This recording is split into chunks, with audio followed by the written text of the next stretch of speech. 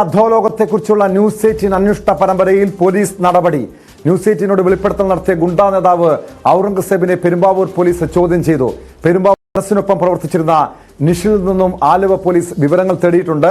Police സ്റ്റേഷനിലേക്ക് വിളിച്ചു വരുത്തിയാണ് രണ്ടുപേരെയും ചോദ്യം ചെയ്തത്. പെരുമ്പാവൂർ അനസിന്റെ സഹോദരൻ അസീസിനെയും ചോദ്യം ചെയ്തതായി സൂചനയുണ്ട്. വാർത്തയുടെ വിശദാംശങ്ങളുമായി കൊച്ചിയിൽ നിന്ന് ആജ്ഞ രവീന്ദ്രൻ ചേരുന്നു. ആജ്ഞ, ന്യൂസ് 18 പുറത്തുവിട്ട വിവരങ്ങൾ, അതിൽ പെരുമ്പാവൂർ അനസുമായി ബന്ധപ്പെട്ട കാര്യങ്ങളായിരുന്നു കൂടുതലും നമ്മൾ പുറത്തുവിട്ടത്. ഔറംഗസേബിന്റെ വെളിപ്പെടുത്തൽ, ഇബ്രാഹിം കുട്ടി, അനസിനൊപ്പം പ്രവർത്തിച്ചിരുന്ന ഇബ്രാഹിം കുട്ടിയുടെയും ഇട്ടന്റെയും ഒക്കെ വെളിപ്പെടുത്തലിന്റെ അടിസ്ഥാനത്തിൽ ATSഉം അതിന് പിന്നാലെ പോലീസും നടപടി ആരംഭിച്ചിരിക്കുന്നു. ഔറംഗസേബിൽ നിന്നും എന്തൊക്കെ കാര്യങ്ങളായിരിക്കും ചോദിച്ചറിഞ്ഞിരിക്കുക? അനസുമായി ബന്ധപ്പെട്ട കാര്യങ്ങൾക്കപ്പുറം മറ്റു കൂടുതൽ ഈ അധോലോകവുമായി ബന്ധപ്പെട്ട കൂടുതൽ കാര്യങ്ങൾ പോലീസ് ചോദിച്ചിട്ടുണ്ടോ?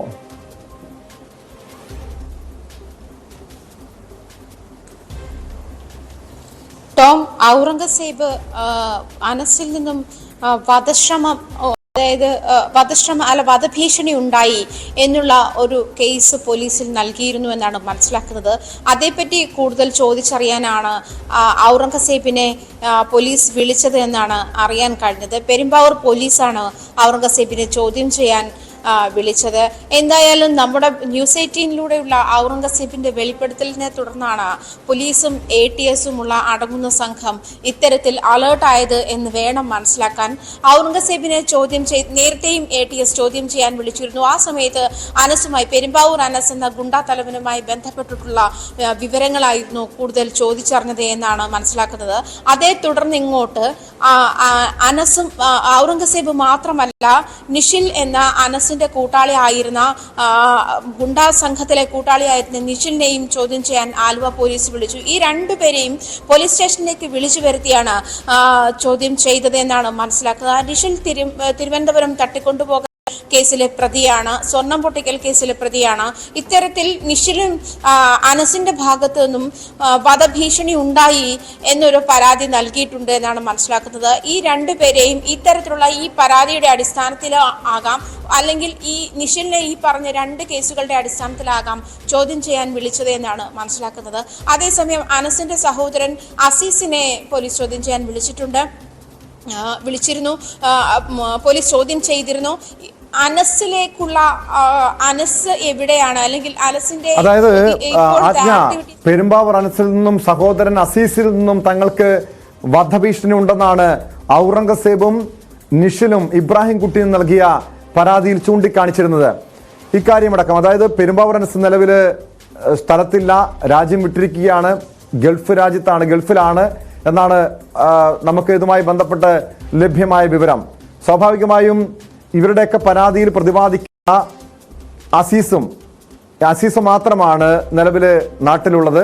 അതുകൊണ്ട് തന്നെ ആയിരിക്കുമോ അസീസിനെ, ഇവരുടെ ഈ പരാതിയെ തുടർന്നായിരിക്കുമോ അസീസിൽ നിന്നും വിവരങ്ങൾ തേടിയത്, ചോദ്യം ചെയ്യാൻ വിളിപ്പിച്ചത്?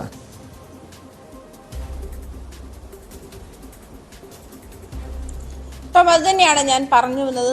ഇവരുടെ പരാതി മാത്രമല്ലല്ലോ, ന്യൂസ് 18 അസോസിയേറ്റ് എഡിറ്റർ എന്നുള്ള നിലയിൽ ടോമിന്റെയും പരാതി, അല്ലെങ്കിൽ ന്യൂസ് 18ന്റെയും പരാതി, ടോമിന് നേരെയുണ്ടായ വധഭീഷണിയെ തുടർന്നുണ്ടായ സാഹചര്യങ്ങളും നമ്മൾ കുറച്ചു മുമ്പേ പുറത്തുവിട്ടതാണ്. അപ്പോൾ അത്തരം ഒരു സാഹചര്യം നിലനിൽക്കുമ്പോൾ അനസുമായി ബന്ധപ്പെട്ട, അല്ലെങ്കിൽ പുറത്ത് ഇപ്പോൾ അറിയപ്പെടുന്ന കണ്ണി എന്ന് പറയുന്നത് അസീസാണ്. അസീസിലേക്ക് എന്തുകൊണ്ട് അനസിനെ പറ്റിയുള്ള അന്വേഷണം നീളുന്നു എന്ന് വേണം മനസ്സിലാക്കാൻ. നമ്മൾ തന്നെ പുറത്തുവിട്ടതനുസരിച്ചിട്ട് അനസ് ഇപ്പോൾ എവിടെയാണ് എന്നുള്ള ഒരു സാഹചര്യം നമുക്ക് വ്യക്തമാക്കാൻ കഴിഞ്ഞിട്ടുണ്ട്. ഔറംഗസേബിന്റെ വെളിപ്പെടുത്തലിലൂടെ, അതുപോലെ വ്യാജ പാസ്പോർട്ട് ഉണ്ടാക്കി ദുബായിലേക്ക് കടന്നത്, ദുബായിലെ നാസ്കോ ലീഗൽ എന്ന കമ്പനിയുടെ ഇനാഗ്രേഷന്റെ വിഷ്വലുകൾ, അങ്ങനെ നമുക്ക് അനസ് എവിടെയുണ്ട് എന്ന് പുറം ലോകത്തെ അറിയിക്കാൻ, അധികാരികളെ അറിയിക്കാൻ നമ്മളെ കൊണ്ട് കഴിഞ്ഞിട്ടുണ്ട്. ഈ ഒരു സാഹചര്യം നിലനിൽക്കുമ്പോൾ തന്നെ ഇപ്പോൾ ടോമിനുണ്ടായ ഭീഷണി ഒപ്പം തന്നെ ഇത്തരം ഒരു സാഹചര്യത്തിൽ അസീസിന്റെ ഇതിലുള്ള പങ്ക് എന്താണ് എന്ന് പോലീസിന് അറിയേണ്ടതുണ്ട്.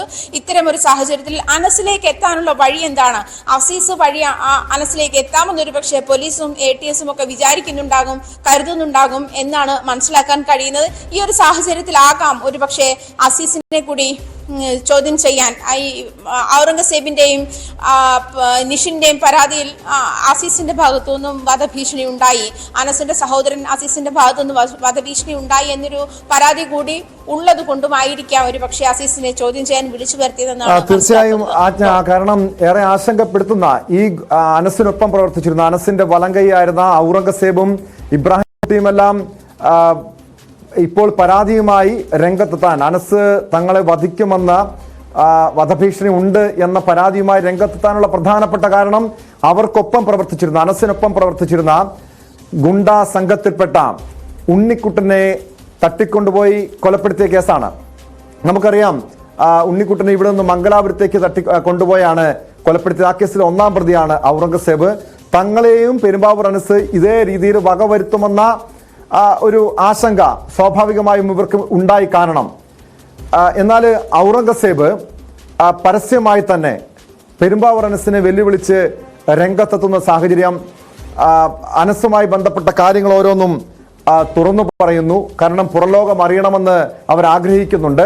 മറ്റു പല കേസുകളിലും പെരുമ്പാവൂർ അനസിന് ബന്ധമുണ്ട്. അതായത് നേരത്തെ ആജ്ഞ സൂചിപ്പിച്ചതുപോലെ തിരുവനന്തപുരം നെടുമ്പാശ്ശേരി തട്ടിക്കൊണ്ടുപോകൽ കേസ്, കൊടുവള്ളി കേന്ദ്രീകരിച്ചുള്ള സ്വർണം പൊട്ടിക്കൽ, ഇക്കാര്യങ്ങളൊക്കെ ഓരോ പുതിയ കാര്യങ്ങൾ പെരുമ്പാവൂർ അനസുമായി ബന്ധപ്പെട്ട ഓരോ കാര്യങ്ങളും പുറത്തു വന്നുകൊണ്ടിരിക്കുകയാണ്.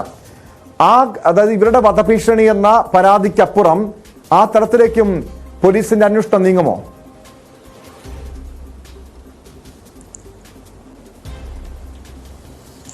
മനസ്സിലാക്കുന്നത് അങ്ങനെയാണ്. ഇവരുടെ പരാതി എന്ന് പറയുമ്പോൾ ഔറംഗസേബ് ന്യൂസ് 18 വെളിപ്പെടുത്തിയത് എന്തൊക്കെയാണ് എന്നുള്ള ആ ദിവസം തന്നെ കൊച്ചിയിലെ ഗുണ്ടാ സാന്നിധ്യം എത്രത്തോളം ശക്തമാണ് എന്ന വെളിപ്പെടുത്തലിലേക്കാണ് ഔറംഗസേബിന്റെ തുറന്നു പറച്ചിലുകൾ ഉണ്ടാക്കിയത്.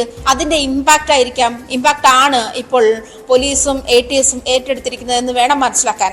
ഇങ്ങനെ ഒരു സാഹചര്യത്തിൽ നമ്മൾ നേരത്തെ സൂചിപ്പിച്ചതുപോലെ ഉണ്ണിക്കുട്ടൻ കൊലപാതകം, ഉണ്ണിക്കുട്ടൻ എന്ന ആൾ ഇവരുടെ സംഘത്തിൽ ഉണ്ടായിരുന്ന പ്രധാനപ്പെട്ട വ്യക്തികളിൽ ഒരാളാണ്, അല്ലെങ്കിൽ പ്രധാനപ്പെട്ട ഗുണ്ടകളിൽ ഒരാളാണ്.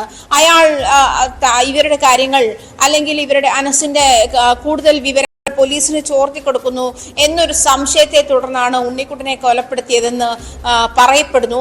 ഈ ഒരു സാഹചര്യത്തിലാണ് ഔറംഗസേബ് വെളിപ്പെടുത്തുന്നത്, അനസിന്റെ ഗുണ്ടാ പ്രവർത്തനങ്ങളെ പറ്റി വെളിപ്പെടുത്തുന്നത്, സ്വർണം പൊട്ടിക്കൽ, ലഹരി കേസുകൾ, അങ്ങനെ ഉണ്ണിക്കുട്ടൻ കൊലപാതക കേസുമായി ബന്ധപ്പെട്ട് ഇതിനെ ചേർത്ത് വായിക്കുമ്പോൾ ഒരു പക്ഷേ ഔറംഗസേബിനും ഇത്തരത്തിലുള്ള ഒരു അവസ്ഥ ഉണ്ടായേക്കാം എന്നൊരു ഭയം അവർക്കുണ്ടായേക്കാം. ആ ഒരു സാഹചര്യത്തിലായിരിക്കാം ഇപ്പോൾ ഔറംഗസേബും ഇങ്ങനെ അവർക്ക് നേരെ വധഭീഷണിയുണ്ട് അല്ലെങ്കിൽ ഇങ്ങനെ ഒരു സാഹചര്യത്തിലാണ്, സുരക്ഷിതരാണ് എന്നൊരു തോന്നലില്ല, അങ്ങനത്തെ ഒരു സാഹചര്യത്തിലായിരിക്കാം ഈ പരാതി ഉണ്ടാകുന്നത്. ഈ പരാതിയുടെ അടിസ്ഥാനത്തിൽ ഔറംഗസേബ് പരാതി നൽകുന്നു. ആ സാഹചര്യത്തിലാകാം ഒരുപക്ഷെ പെരുമ്പാവൂർ പോലീസ് ചോദ്യം ചെയ്യാൻ വിളിച്ചിരുന്നത്. എന്തൊക്കെയാണെങ്കിൽ കൂടി ന്യൂസ് 18 വെളിപ്പെടുത്തൽ, അനസ് ട്രേഡിങ്ങിലൂടെ 25 കോടി രൂപയുമായി വിദേശത്തേക്ക് കടന്നു, അതും പാസ്പോർട്ട് പോലീസ് ഇത് ചെയ്തു വെച്ചിരിക്കുന്ന, കണ്ടുകെട്ടി വെച്ചിരിക്കുന്ന ഒരു സാഹചര്യത്തിൽ വ്യാജ പാസ്പോർട്ട് ഉണ്ടാക്കി, കർണാടകയിൽ നിന്നും വ്യാജ ആധാർ കാർഡും ജനന സർട്ടിഫിക്കറ്റും ഉണ്ടാക്കി, വ്യാജ പാസ്പോർട്ട് ഉണ്ടാക്കി അവിടെ നിന്നും പോകുന്നു. ഈ ഒരു സാഹചര്യത്തിൽ വിദേശത്തേക്ക് കടക്കുന്നു. ഇങ്ങനെ ഈ പണവും കൊണ്ടാണ്